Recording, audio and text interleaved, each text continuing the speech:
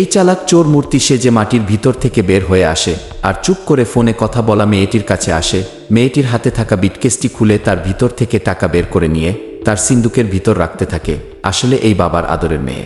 বাবার জমিন বিক্রি করে টাকা নিয়ে এসে তার বয়ফ্রেন্ডকে ফোন করে আর বলে, কোথায় তুমি, তাড়াতাড়ি এসো, আমি রাস্তার ধারে দাঁড়িয়ে আছি তোমার জন্য।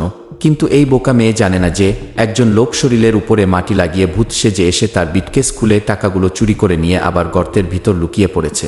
এরপর মেয়েটি মোবাইল রেখে দেখে তার বিটকেসে টাকা নেই। বলে, আরে আমার বিটকেস খুললো কিভাবে? কেউ তো তালা ভেঙে টাকা চুরি করে নেয় নাই। বলে, এখন যদি আমার বয়ফ্রেন্ডকে টাকা না দেই তাহলে সেও আমাকে ছেড়ে চলে যাবে।